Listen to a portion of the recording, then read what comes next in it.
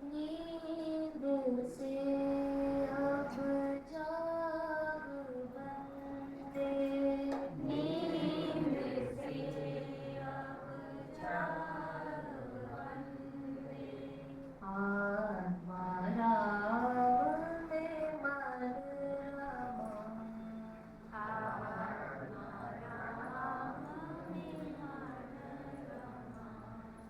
सगुण राम से मन हटाकर, सगुण राम से मन हटाकर, निर्गुण राम में मन लगा, निर्गुण राम में मन लगा। नींद से अब जाग बंदे, नींद से अब जाग बंदे, आत्मा राम में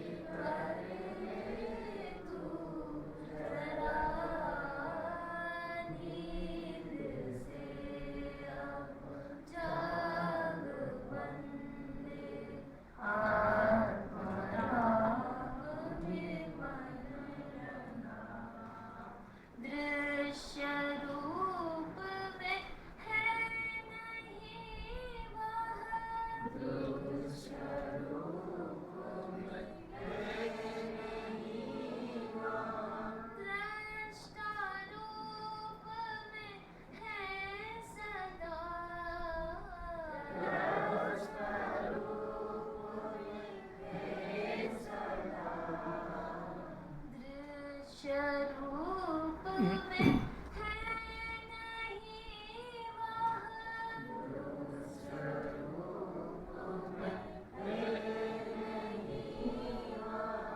दृष्टा रूप में है सदा। रूप में है सदा। गुरु कृपा से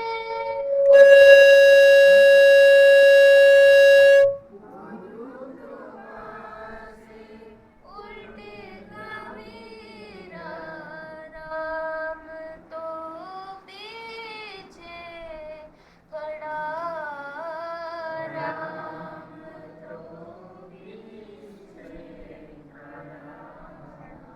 राम तो भीतर मिला, राम तो भीतर मिला।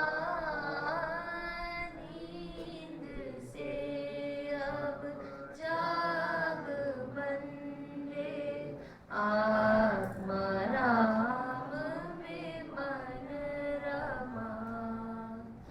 सगुण राम से मन हटा कर, सगुण राम से मन हटा कर, निर्गुण राम में मन लगा।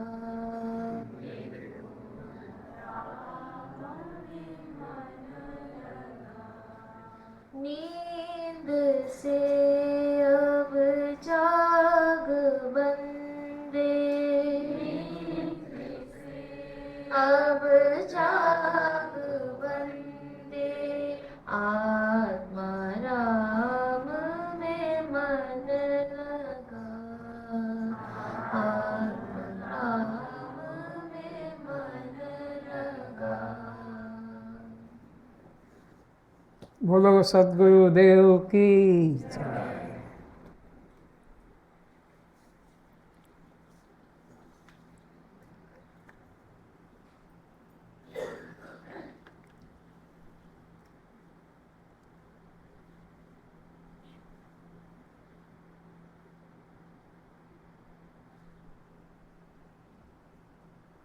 विषय चल रहा है अष्टावक्र महागीता के ऊपर। मुख्य वक्ता अष्टावक्र ऋषि हैं और मुख्य श्रोता हैं जनक राजा। बहुत चर्चा होने के बाद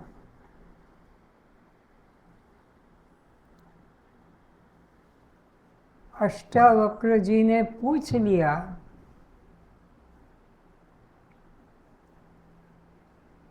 अरे जनक, कुछ समझ में आ रहा है कि मैं केवल बकवास करता जा रहा हूं? जनक जी ने कहा, नहीं प्रभु, ऐसा कैसे हो सकता है? आपके अमृत वचन, अद्भुत वचन कभी नहीं, कहीं नहीं, किसी से नहीं सुनने को मिला, वो आपसे मिला। जो शांति, जो तृप्ति कभी नहीं, कहीं नहीं, किसी से नहीं मिली, वो आपसे मिली।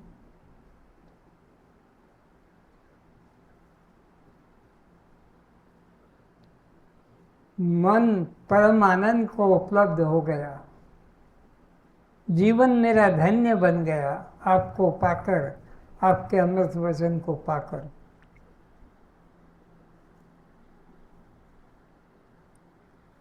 तो क्या समझा ये तो बता। कहा, प्रभु मैं ये समझा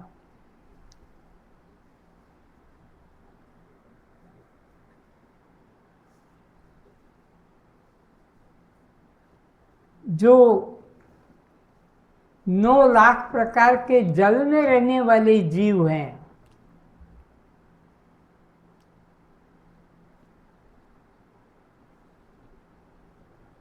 10 लाख प्रकार के आकाश में उड़ने वाले पक्षी हैं,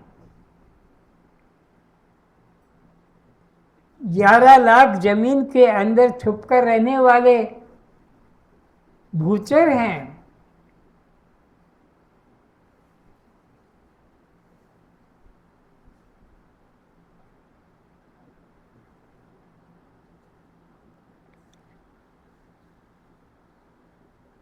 बीस लाख प्रकार के जमीन से पैदा होने वाले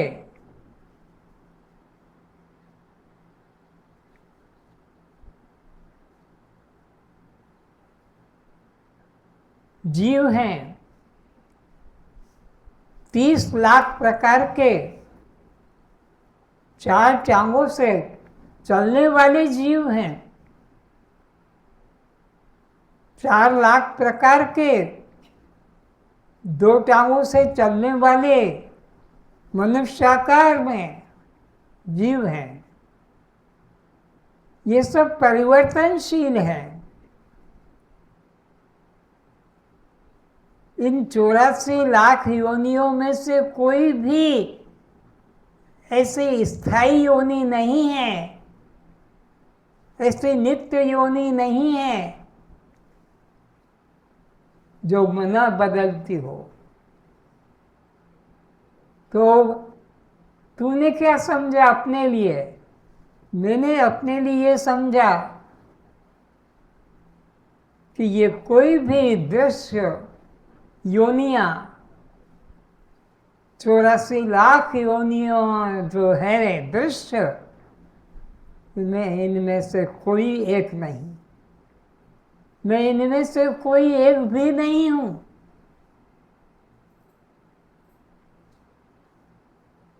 जिससे आप उपदेश कर रहे हैं, सुना रहे हैं, यह भी मैं जनक नहीं हूं।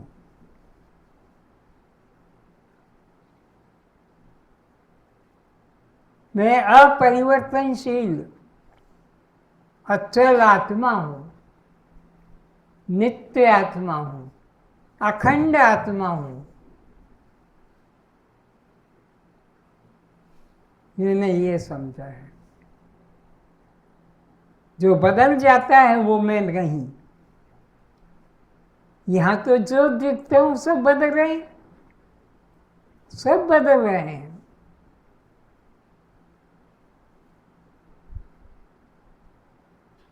ये नाखून भी बदल रहा है, ये बाल रोए भी बदल रहे हैं, ये श्वास भी बदल रहा है, शरीर के अंग प्रत्यंग सब बदल रहे हैं। कोई एक अचल नहीं दिखाई पड़ रहा है। और आपकी कृपा से जाना कि अगर कोई एक अचल है तो वह मैं स्वयं हूँ, वह मैं स्वयं हूँ। मेरे में कोई परिवर्तन नहीं होता, मेरे में कोई बदलाहट नहीं होती, मेरे में कोई का जन्म नाश नहीं। मैं ही एक सत्य वस्तु हूँ।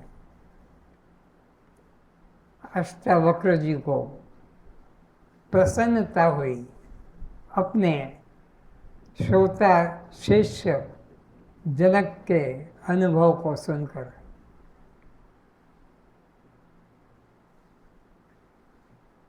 गुरु अपना जीवन तभी धन्य मानता है जब उसके वचन को कोई अधिकारी श्रवण करके निश्चय कर लेता है। तो वक्ता सोचता है मेरा बोलना, मेरा जीवन धन्य हुआ। अब आगे जो आप कहेंगे मैं वैसा ही करूँगा।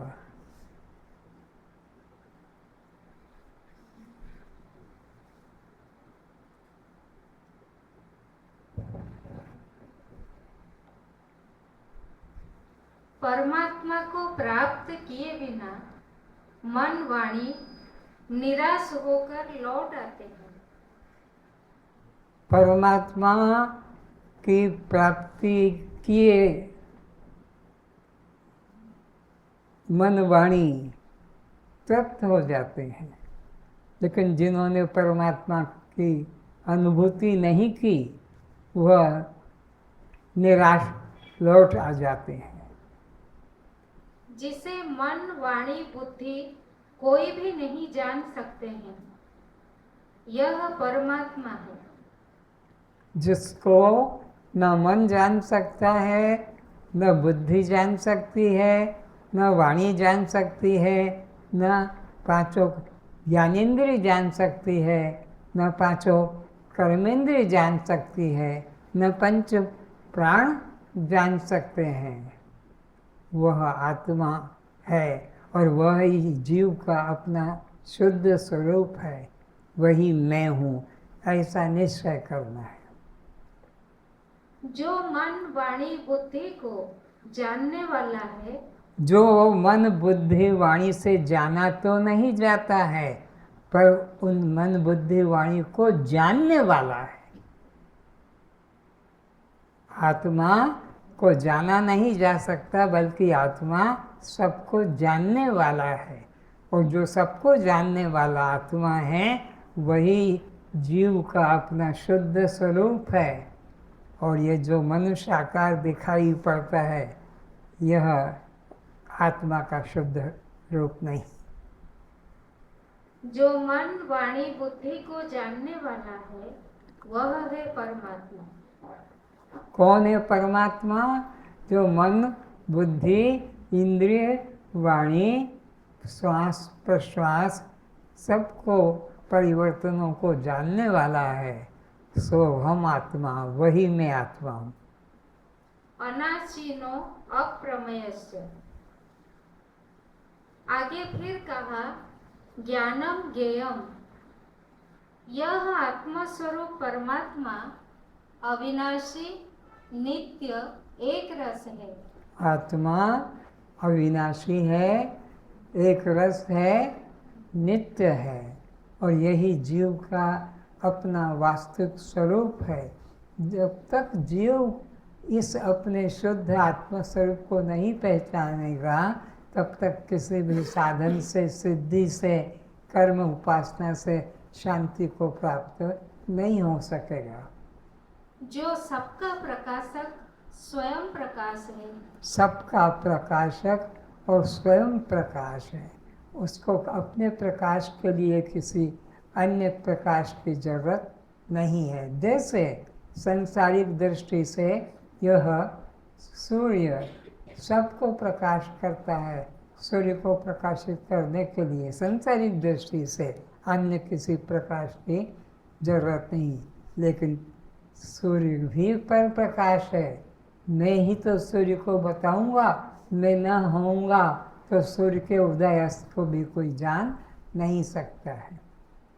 जो सबका प्रकाशक स्वयं प्रकाश है, किंतु किसी भी इंद्रिय के विषय की तरह इंद्रियों द्वारा जाना नहीं जा सकेगा। तो सबका प्रकाशक है, स्वयं प्रकाश है। इंद्रियां पांचों ज्ञानेंद्रिय कहो कि पांचों कर्मेंद्रिय कहो कि पंच प्राण कह दो कि पंच कोश, ये सब पर प्रकाश है, ये सब पर प्रकाश है। लेकिन आत्मा इंद्रियों की तरह पर प्रकाश नहीं, आत्मा स्वयं प्रकाश है और वह ही मेरा स्वरूप है। फिर श्रुति कहती है ज्ञान द्वारा वह जाना जाता है। और उपनिषद कहते हैं, रामायण भी कहती है, जानत तुम्हें हो जाई, उसको जानकर फिर वह खुद ब्रह्म ही हो जाता है। ब्रह्म को जानकर, आत्मा को जानकर, परमात्मा को जानकर जानने वाला स्वयं ब्रह्म आत्मा परमात्मा ही होता है। बृहदारण्यक उपनिषद में कहा है मनस्सेवानुद्रष्टव्यम नेह नानास्ति किंचन। अन्य किंचित भी जानने योग्य नहीं, केवल मनुष्य जीवन ऐसा है जिसमें कि इस आत्मा को, परमात्मा को जाना जा सकता है। आत्मा ही बस एकमात्र जानने योग्य है। अर्थात यहाँ कहा गया है कि वह परमात्मा जानने योग्य है उसे ही जानना चाहिए। तो उसे ही जानो, वही जानने योग्य है। और उसको जानने के बाद में तुम खुद वही हो जाओगे। जानत तुम्हें तुम्हें हो जाई, सोई जाने हो जेहि देहि जनाई। उसको वही जान सकता है जो वो उस पर कृपा कर दे और जना दे, वही जान सकता है, अन्यथा कोई दूसरा नहीं जान सकता। फिर वह केवल शुद्ध मन से ही जाना जा सकता है। तो वो परमात्मा शुद्ध मन से ही जाना जा सकता है। वह कोई नाम रूप आकार रूप में नहीं जाना जाता है। अशुद्ध मन है नाम रूप वाला, लेकिन परमात्मा तो शुद्ध मन से जाना जाता है। इसके अतिरिक्त परमात्मा को जानने का अन्य कोई मार्ग नहीं है। अर्थात परमात्मा का परम शुद्ध तत्व मन से ही मन के साक्षी रूप में जाना जा सकता है। तो मन का जो साक्षी है वो परमात्मा है। मन के द्वारा वो जाना नहीं जा सकता है। मन का जो साक्षी है वो परमात्मा है, और वो परमात्मा साक्षी आत्मा मैं स्वयं हूँ, इसी रूप में उसे जाना जाता है। अशुद्ध मन, विषयासक्त मन द्वारा परमात्मा नहीं जाना जा सकता। फिर से अशुद्ध मन, विषयासक्त मन द्वारा विषयों में आसक्त, नाम रूप में जो आसक्त है वह अशुद्ध मन कहलाता है। नाम रूप में आसक्त, विषय आसक्त मन उसको नहीं जान सकता। परमात्मा अप्रमेय है। परमात्मा किसी प्रमाण के द्वारा नहीं जाना जा सकता। ये जगत प्रमेय है। परमात्मा जो है पर अप्रमेय है, उसको किसी इंद्रिय के द्वारा नहीं जान सकते हैं। परमात्मा अज्ञेय है, किंतु शुद्ध मन से ज्ञेयम है। अविवेकी, अविद्याग्रस्त, विषय आसक्त, विक्षिप्त मन वाले अपने आत्म स्वरूप को नहीं जान सकते। कौन नहीं जान सकता है? फिर से सुनो। अविवेकी, बुद्धि नहीं, विवेक नहीं, सत असत को, जड़ चेतन को, आत्मा अनात्मा को, शव शिव को, स्वयं प्रकाश पर प्रकाश का अंतर जिसकी बुद्धि में नहीं आता, जो सबको एक ही समझ रहा है, जड़ और चेतन का उसको कुछ भी अंतर नहीं मालूम पड़ता है, वो मूर्ख मंद बुद्धि वाला नहीं जान सकता। अविद्याग्रस्त, विषय आसक्त, विक्षिप्त मन वाले अपने आत्म स्वरूप को नहीं जान सकते। विवेकी, वासना मुक्त, जो विवेकवान है और वासनाओं से, इच्छाओं से, अहंकार से मुक्त है। स्थिर मन वाले, शांत शुद्ध मन वाले सद्गुरु की कृपा से अपने नित्य सिद्ध, नित्य प्राप्त स्वस्वरूप को सोहम रूप से जान सकते हैं। केवल सद्गुरु की कृपा से उस परमात्मा को सोहम रूप से अनुभव कर सकता है, और परमात्मा को अन्य रूप से अनुभव नहीं किया जा सकता है। सद्गुरु कृपा से जिज्ञासु इस आत्मा को अपने हृदय में स्थित सोहम रूप में जानते हैं, परंतु मल विक्षेप दोष युक्त अंतःकरण अशुद्ध अज्ञानी भक्तजन भजन पूजन तीर्थ मंदिर साधन करके भी आत्मा को नहीं जान पाते हैं। कौन नहीं जान पाते हैं? जो अशुद्ध मन वाले हैं, वो भजन पूजन ध्यान जप करके भी परमात्मा को नहीं जान सकते हैं। परमात्मा को तो शुद्ध मन वाला ही आत्म रूप से अनुभव कर पाता है। तेजो बिंदु उपनिषद में कहा है, सूक्ष्म रूप वाला आत्मा शून्य रूप है, जगत स्वरूप होकर जगत से भिन्न है। वह मुक्त स्वरूप तथा अमुक्त स्वरूप है। फिर और से वह मुक्त स्वरूप तथा अमुक्त स्वरूप है और मुक्ता मुक्त से भिन्न भी है। वह कर्तुम अकर्तुम अन्यथा कर्तुम सर्वसमर्थ कहा जाता है।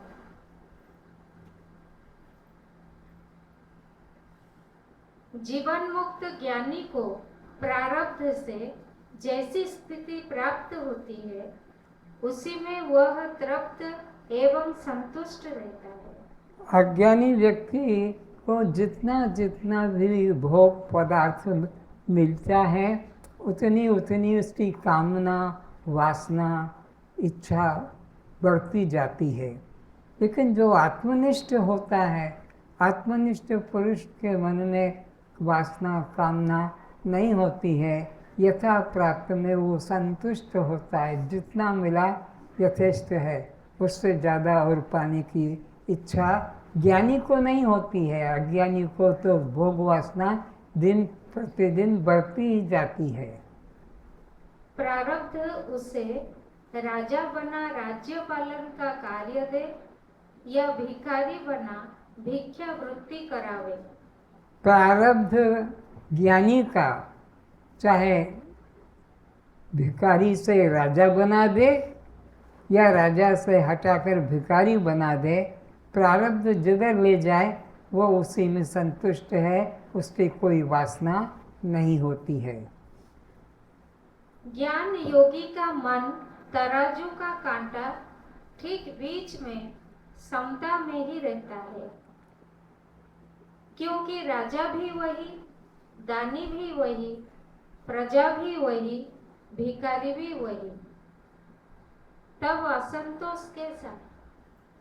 तो ज्ञानी के जीवन में असंतोष नहीं, वो हर अवस्था में तृप्त अपने को अनुभव करता है। जैसे कि तराजू का कांटा होता है तोलने वाला, वह बीच के अंदर न इधर होता है न इधर होता है, न दाएं न बाएं, मध्य में सेंटर में वो कांटा खड़ाता है। ज्ञानी का मन तराजू के कांटे की तरह पूर्णता का प्रतीक मध्य में ही रहता है, उसको कोई प्रकार की न्यूनता प्रतीत नहीं होती। वह उद्वेग को कभी प्राप्त नहीं होता है। कौन? ज्ञानी उद्वेग को कभी प्राप्त नहीं होता है। अज्ञानी तो बाद बाद में उद्वेग को प्राप्त हो जाता है, अहंकार को पा जाता है। ज्ञानी को किए कर्मों का पश्चाताप भी नहीं होता है। ज्ञानी को किए कर्म का पश्चाताप नहीं होता है, क्योंकि ज्ञानी के मन में मैं करता हूँ का अभिमान ही नहीं होता है। इसलिए ज्ञानी के द्वारा जैसा भी प्रारब्ध कर्म करा ले, ज्ञानी उसी तरफ चला जाता है। ज्ञानी को किए कर्मों का पश्चाताप भी नहीं होता है कि मैंने यह काम क्यों नहीं किया, मेरे से यह काम कैसे छूट गया, तथा यह काम मुझसे कैसे हो गया, तब मेरी बुद्धि कहाँ मारी गई थी, ये काम तो मुझे नहीं करना चाहिए था। इस तरह से द्वंद्व ज्ञानी के जीवन में नहीं होता है। ज्ञानी निर्द्वंद होता है, समभाव में रहता है। हो गया तो ठीक है, नहीं हुआ तो ठीक है। हाय लोग क्या कहेंगे, अब तो मैं समाज में कैसे मुख दिखा पाऊंगा, मुझे तो मर जाना चाहिए। ऐसा ज्ञानी अज्ञानी की तरह पश्चाताप नहीं करता है, जो हो गया उसके लिए और जो नहीं हुआ उसके लिए। ज्ञानी अपने को 3 गुणों से पृथक साक्षी, अकर्ता आत्म रूप से जान चुका है। ज्ञानी अपने को सतोगुण, रजोगुण और तमोगुण तीनों गुणों से अतीत, गुणातीत साक्षी रूप से पहचान चुका है कि मैं गुणातीत आत्मा हूँ। इसलिए उसे कुछ भी भय व भ्रांति नहीं होती है।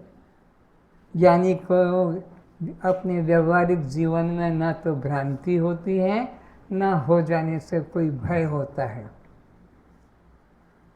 वह न किए कर्म का या किए कर्म का स्मरण भी नहीं करता है। कृत कर्तव्य निवृत्तः अकृत कृतम न स्मरति। ज्ञानी के लिए कोई भी प्रकार का कर्तव्य कर्म शेष नहीं रहता है कि ये क्यों किया या ये क्यों नहीं किया। जीवन मुक्त ज्ञानी पुरुष अज्ञानियों द्वारा स्तुति को सुनकर भी मन में हर्षित नहीं होता है और ना निंदा सुनकर वह दुखी होता है। ज्ञानी की कोई निंदा करे, बड़े बाजार में, भरी सभा में, या कोई प्रशंसा करे, ज्ञानी न निंदा से दुखी होता है, न प्रशंसा से वह प्रसन्न होता है। निंदा स्तुति से ज्ञानी उपराम हो गया है। आत्मज्ञानी मृत्यु को समीप आते जान भी कभी भयभीत नहीं होता है। ज्ञानी के जीवन में अमृत के अलावा कुछ मृत्यु नाम की बात ही नहीं रहती है। ज्ञानी मृत्यु को स्मरण भी नहीं करता है। ज्ञानी के जीवन में मृत्यु नहीं है क्योंकि वो अमर आत्मा को उपलब्ध हो चुका है। क्योंकि उसकी दृष्टि में आत्मा नित्य है, जन्म मृत्यु कोई वस्तु नहीं है। देह के जन्म मृत्यु को वो महत्व देता नहीं और आत्मा का भी मरता नहीं। अमृत आत्मा का उसे बोध हो चुका है। शरीर अधिक दिन बचा कर रहे ऐसी भी उसे इच्छा नहीं रहती है। मैं ज़्यादा दिन बना रहूं शरीर से, क्या करना है मुझे, क्या बाकी है मुझे। इसलिए ज्ञानी को अधिक दिन जीने की भी इच्छा नहीं होती है, जल्दी मर जाने का भी इच्छा नहीं होता है। जैसा है प्रारब्ध उसके शरीर को चलाता है। ज्ञानी उसमें दखल नहीं डालता कि ऐसा करो और ऐसा मत करो। आकाश में बादल आते जाते हैं, आंधी तूफान होते हैं, वर्षा होती है, सूरज की गर्मी, चंद्रमा की शीतलता होती है, इंद्रधनुष बनता है, किंतु समस्त घटनाओं से आकाश की असंगता ज्यों की त्यों ही बनी रहती है। इतना जो भेद दिखाए हैं, गर्मी, सर्दी, वर्षा, आंधी, तूफान, ये सब हो जाने से भी आकाश को कुछ भी पता नहीं लगता। आकाश के ऊपर कोई असर नहीं कि ये ऐसा आंधी क्यों आ गई, क्या बिजली क्यों हो गई, क्या वर्षा। वह आकाश असंग रहता है। ज्ञानी का जीवन भी आकाश की तरह असंग होता है। उसको कोई भी संसार का जो है प्रभाव नहीं प्रभावित कर सकता। इसी तरह आत्म साक्षात्कार होने के बाद ज्ञानी भी आकाश की तरह असंग, निर्विकार, निर्लेप अपने को देखता है।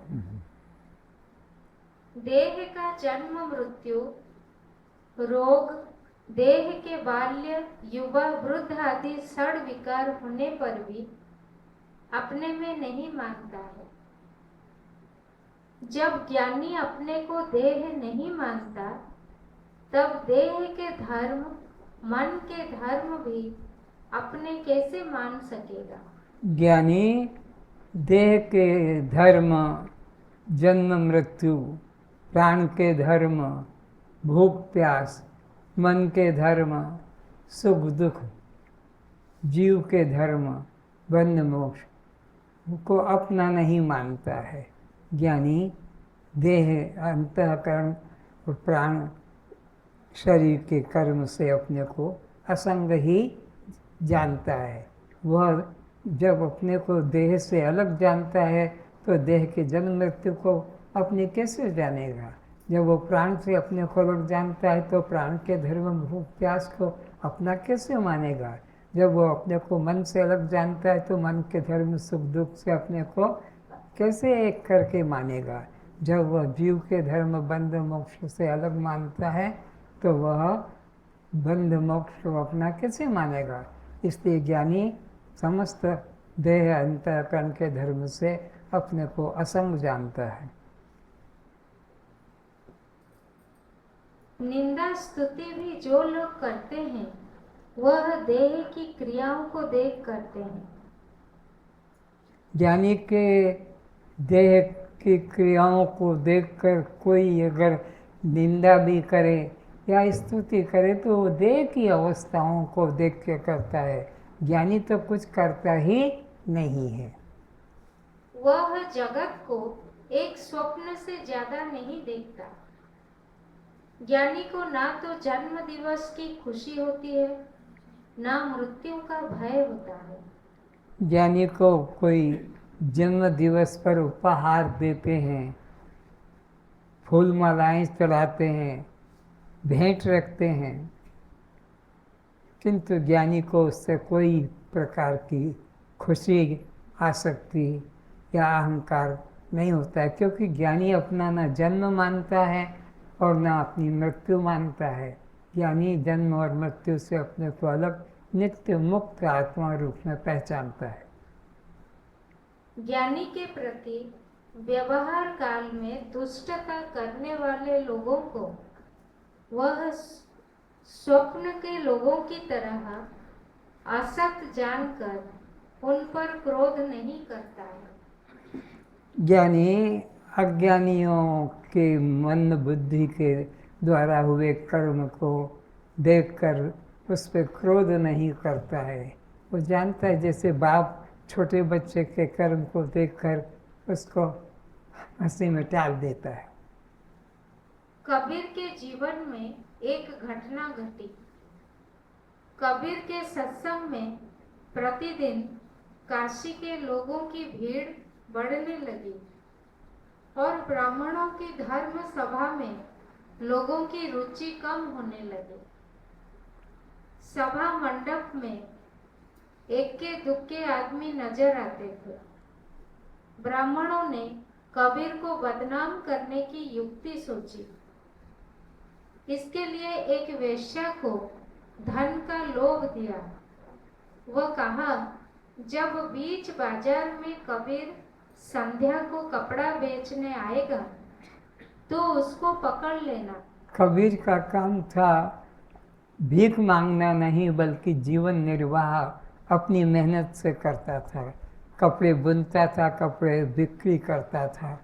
तो गांव के लोगों ने कबीर को बदनाम करने की एक युक्ति सोची और एक वेश्या को तैयार किया कि जब वो संध्या के समय बाजार में कपड़े बिक्री करने आता है, कपड़े लो कपड़े, कपड़े लो कपड़े, तो उस वक्त तू जाकर उसको पकड़ लेना और क्या, चोरे कबीरा तू कितने दिन हो गया मैं तेरा इंतजार करती गई और तू आया नहीं। इस तरह से बीच बाजार में, ताकि लोगों को पता लगे कि वेश्यावृत्ति वाला है। पढ़ो। संध्या को कपड़ा बेचने आएगा तो तू उसको पकड़ लेना, छाती से चिपट रोना चिल्लाना और कहना कि अरे तू मुझे छोड़, इस गांव में आज छुपा बैठा है। इस नीच कर्म के लिए वेश्या तैयार हो गई।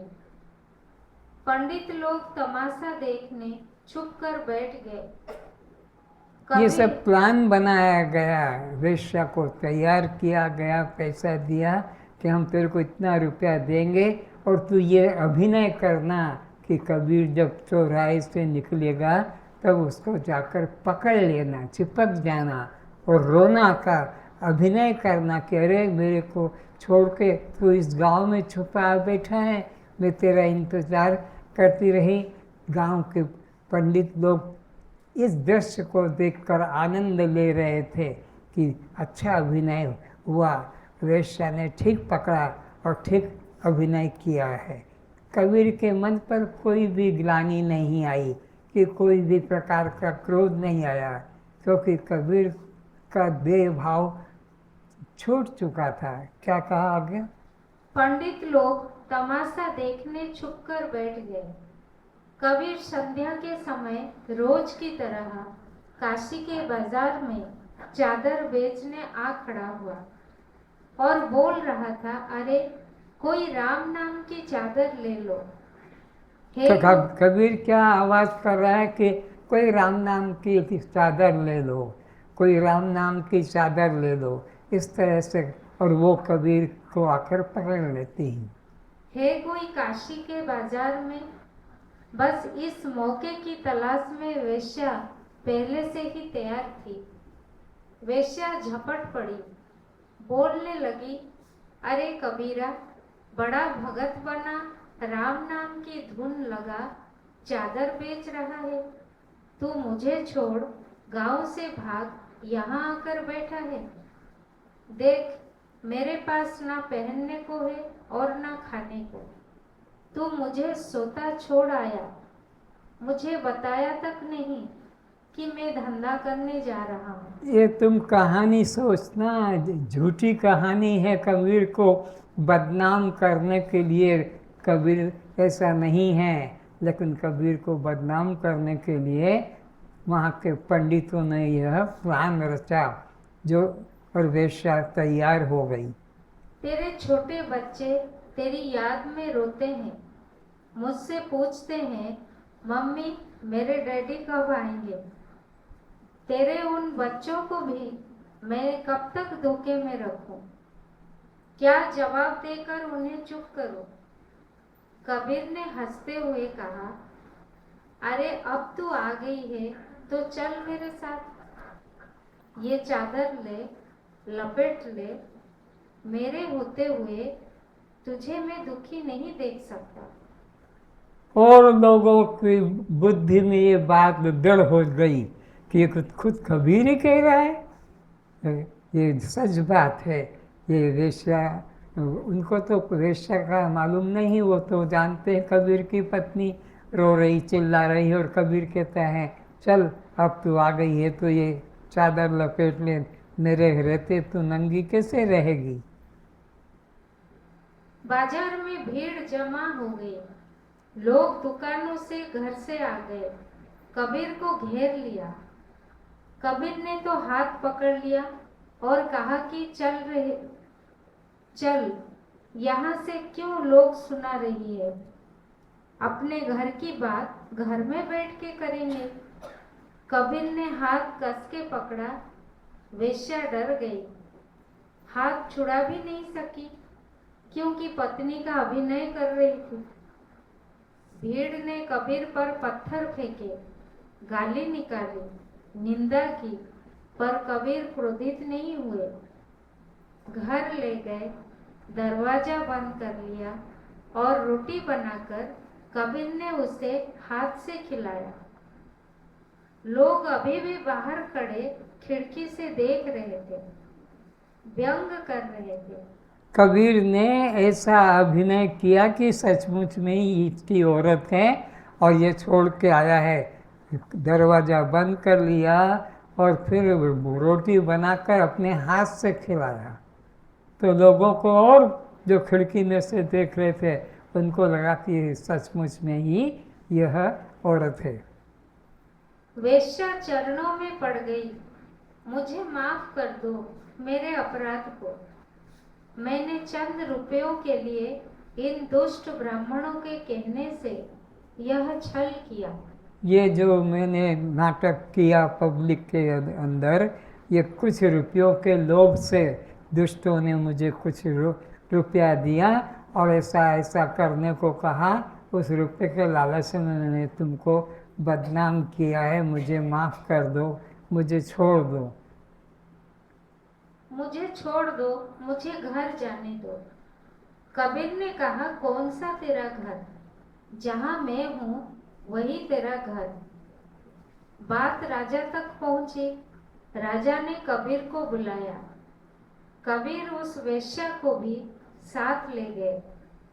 राजा ने कबीर को कहा, अरे तुझे शादी करना था तो किसी कुलीन घर की लड़की से करना था, शादी भी की तो इस नगर नायिका से।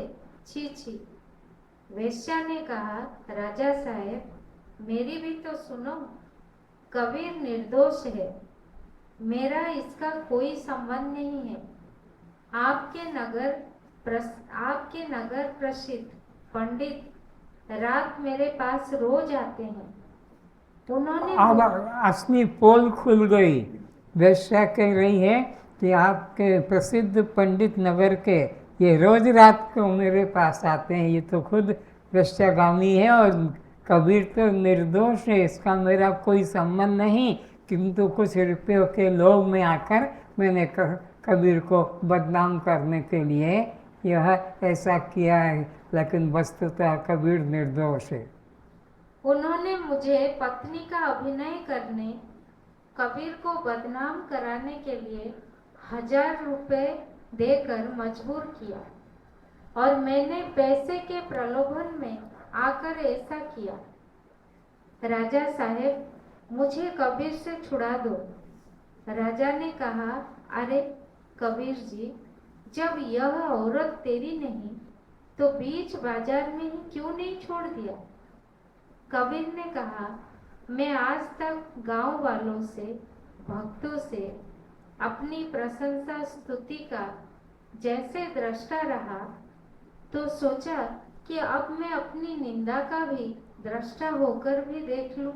कबीर ने क्या कहा, अभी तक मैं अपनी प्रशंसा सुनता रहा, अभी तक। अब जब निंदा हुई तो मैंने सोचा कि निंदा को भी मैं सहन करूं। ज्ञानी वही जिसके लिए निंदा स्तुति दोनों समान होते हैं। जब मैंने प्रशंसा का विरोध नहीं किया कि गांव वाले मेरी प्रशंसा करते हैं, लेकिन मैंने विरोध नहीं किया, तो अब निंदा कर रही है वेश्या, करने दो, मेरा क्या फर्क पड़ेगा। आज भी ज्ञानी के वचनों पर लोग श्रद्धा नहीं करते हैं, किंतु ज्ञानी के देह त्याग होने पर उसके वस्त्र की पूजा करते हैं। किंतु जब ज्ञानी का शरीर छूट जाता है तब उसके आसन की, खड़ाऊ की या कोई प्रकार का मृग चर्म की पूजा करते हैं। मूर्ति के सम्मुख भोग रखते हैं, जल दतुन रखते हैं। उनके हाड़, बाल, नाखून, चोटी, जनेऊ, खड़ाऊ, लिंगोट, माला, कुर्ता, धोती की पूजा करते हैं। नीलामी लगती है, गुरु की लिंगोट की नीलामी होगी कि गुरु की खड़ाऊ की नीलामी होगी, और भगत लोग उसके ऊपर बोली लगाते हैं, लाख लाख रुपया की बोली लगाकर उस लिंगोट को, आसन को ले लेते हैं श्रद्धा के रूप में। इसी तरह अज्ञानी भक्त राम कृष्ण के शरीर जो वस्त्र रूप, सर्प की कैंचुली रूप थे, उन्हीं की पूजा करते हैं, किंतु अमृत आत्मा की कोई पूजा नहीं करते। आत्मा सबका अपना अमृत है, उसके और किसी का ध्यान नहीं, उसमें श्रद्धा नहीं। और ये जो शरीर केचली की तरह, सर्प की केचली की तरह या वस्त्र की तरह है, उसमें लोग श्रद्धा करते हैं।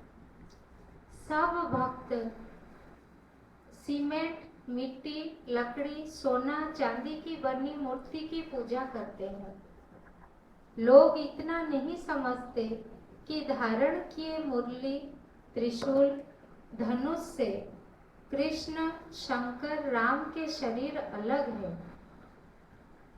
इसी प्रकार शंकर, राम, कृष्ण के शरीरों को भी धारण करने वाला चैतन्य आत्मा उस नाम रूप से भिन्न है। जैसे शरीर के ऊपर वस्त्र धारण करते हैं तो शरीर से वस्त्र अलग है, इसी प्रकार आत्मा के ऊपर ये रामकृष्ण आदि के शरीर धारण किए गए, पर रामकृष्ण के शरीरों से चैतन्य आत्मा अलग है।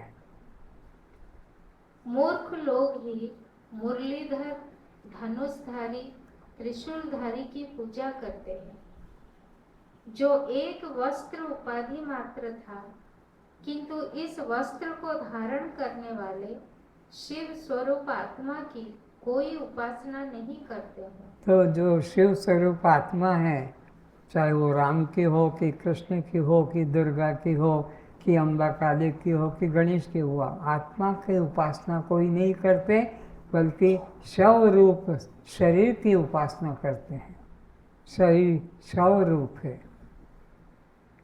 जन्म दिवस, रामनवमी, जन्माष्टमी, शिवरात्रि, दुर्गाष्टमी, गणेश चतुर्थी आदि दिनों का पालन करते हैं।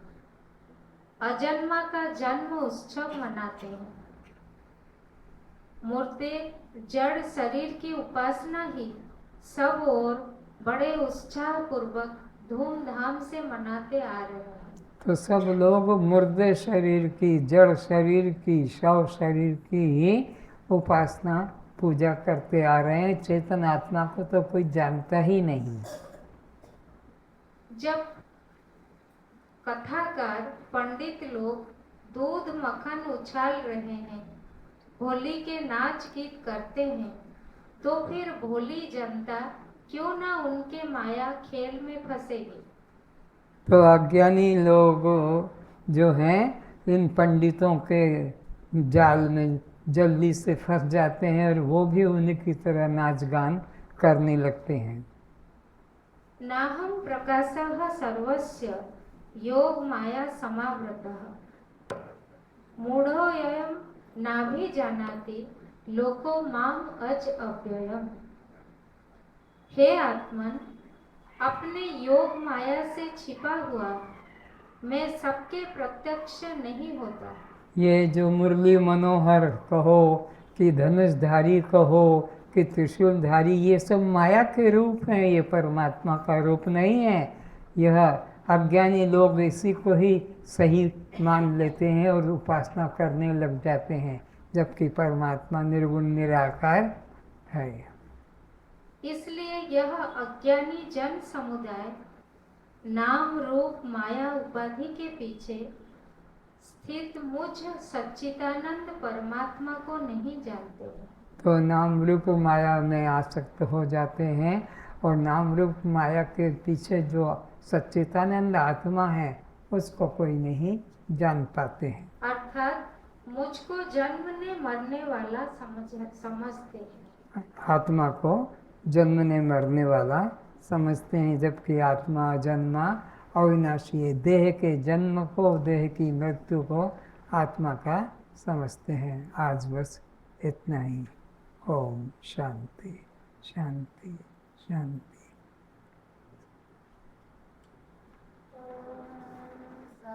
शांति पाठ।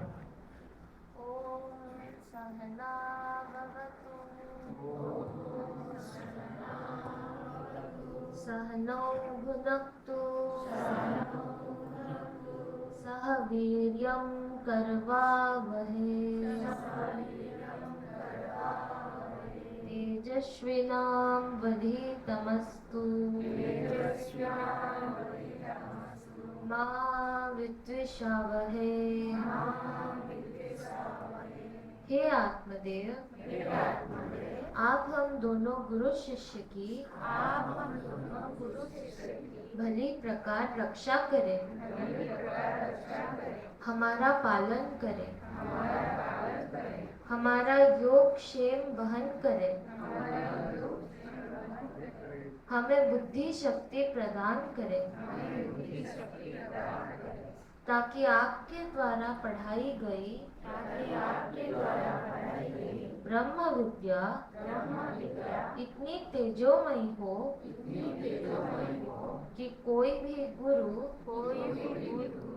कोई भी पंडित, कोई भी भेदवादी शास्त्री हमें अपने निश्चय से विचलित ना कर सके। हमारा परस्पर वैर भाव न रहे। ओम शांति शांति शांति।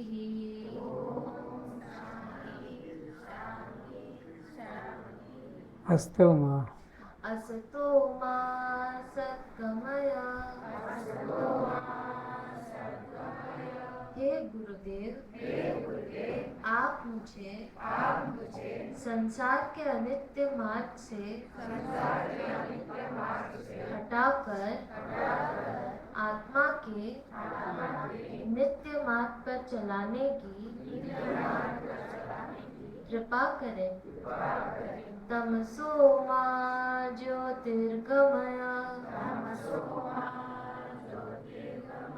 हे गुरुदेव, आप मुझे अज्ञान अंधकार से छुड़ाकर ज्ञान के प्रकाश में लाने की कृपा करें। मृत्युर्मामृतं गमय। हे गुरुदेव, आप मुझे मृत्यु के भय से छुड़ाकर